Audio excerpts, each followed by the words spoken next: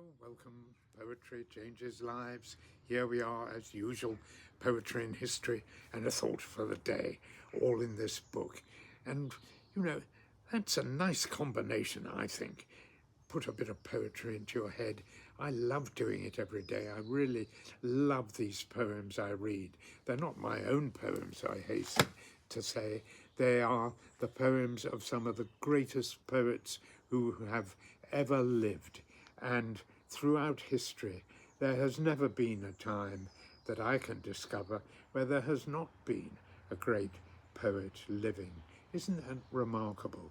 Right through the history of civilization, from the very earliest time that people could read or write or really speak to each other, poetry has been in the mix in some form or other, and it's still a very powerful force today, mostly for good. Not always, but mostly for good. And let me demonstrate. I've got a wonderful poem to read today, because on this day in 1915, the English writer Monica Dickens was born. She was a wonderful person, the unconventional daughter of a well-to-do family, unconventional as you may see. She was actually the great-granddaughter of Charles Dickens, and that makes her quite a remarkable person and partly explains why she was such a good writer.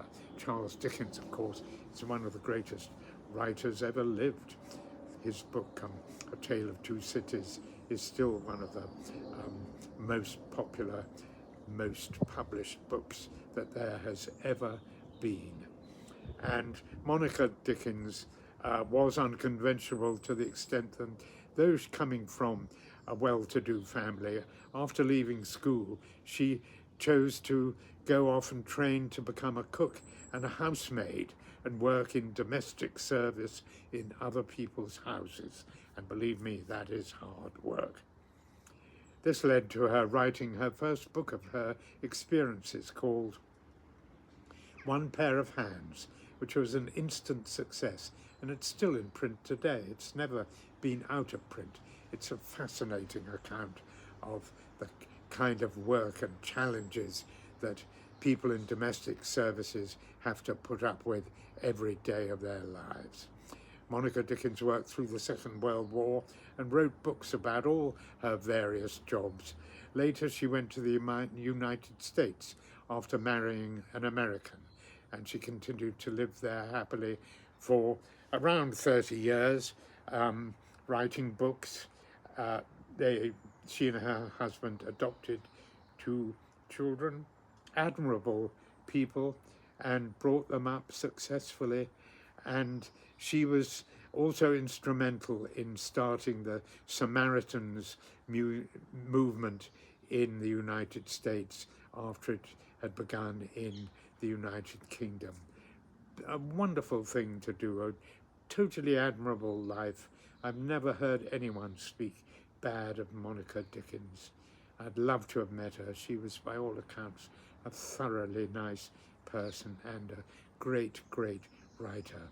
After her husband's death, she returned to England and continued to help various causes and continued writing.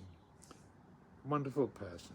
Today I'm going to read a poem by an American who is another, in my view, wonderful person, James Weldon Johnson.